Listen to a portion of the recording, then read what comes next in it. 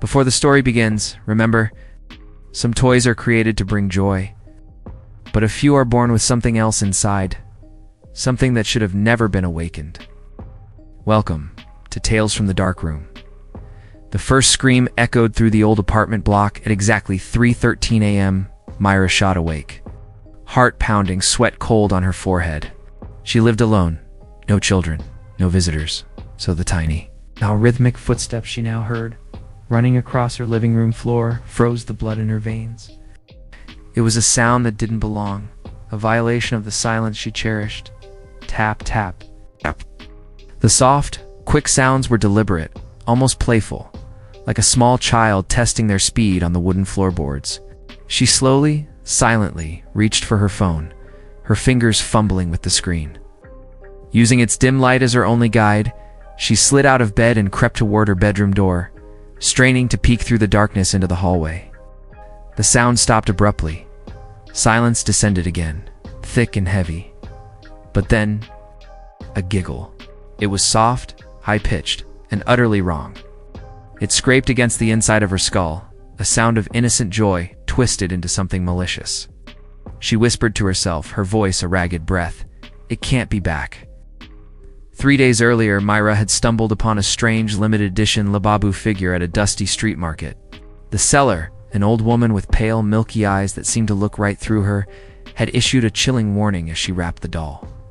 Some toys remembered their first owner, the woman had rasped, her voice like dry leaves skittering across pavement. Even if the owner is long dead. Myra had laughed it off, dismissing it as a morbid sales tactic. Now, standing in the suffocating darkness of her own home, she wasn't laughing. The old woman's words echoed in her mind, no longer a joke but a prophecy unfolding. The first night after bringing it home, she found the Labubu doll standing on her kitchen counter, though she was absolutely certain she had left it sealed inside its protective glass box on the bookshelf. Its head was slightly tilted, and she could have sworn its needle-sharp smile was wider, more menacing than before. The next night, her unease grew into genuine fear when she found it sitting on her bed, staring directly at her pillow as if it had been waiting for her. Tonight, however, Myra saw something else, something impossible. Something that shattered the last remnants of her rational mind.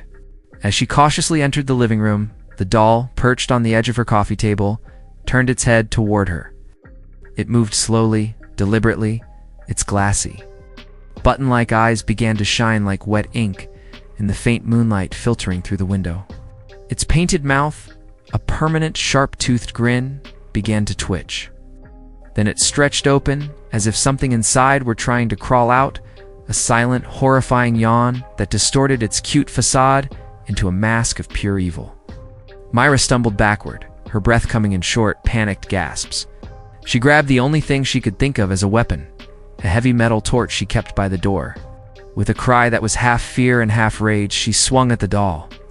It flew through the air and hit the wall with a sickening crack. But instead of breaking into pieces of plastic, the Labubu landed on all fours, its limbs contorting as it righted itself, moving like a spider or some feral animal. Up!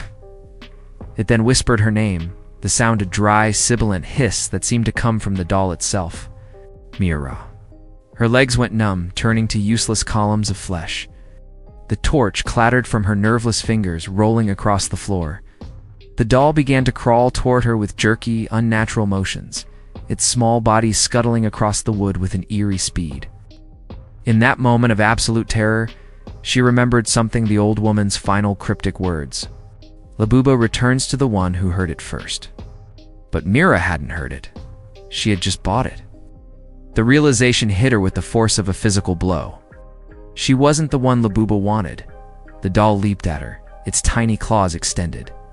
But as it flew through the air, in the dark reflective surface of its glassy eyes, she saw a reflection not of her own terrified face, but of a man's. A man standing directly behind her. Myra spun around too late. A cold, clammy hand covered her mouth, stifling her scream before it could even form. The same man from the reflection, his face pale and gaunt, with sunken eyes and a gruesome slit throat that gaped like a second mouth, whispered into her ear, his breath smelling of grave dirt and decay. "She shouldn't have taken my toy." The room filled with the horrifying sounds of scratching and tearing as Labubu climbed her body, its needle claws digging deep into her skin, anchoring itself to her flesh. Her final, desperate scream was swallowed by the dead man's grip and the overwhelming darkness that consumed her. The next morning, her apartment was silent. Only the doll sat on the couch, spotless, its smile as wide and innocent as ever, waiting for its next owner. If you ever see a Labubu that looks too real, don't touch it. Some toys don't belong to the living anymore. This has been Tales from the Dark Room. Remember to keep your lights on if you want to sleep tonight.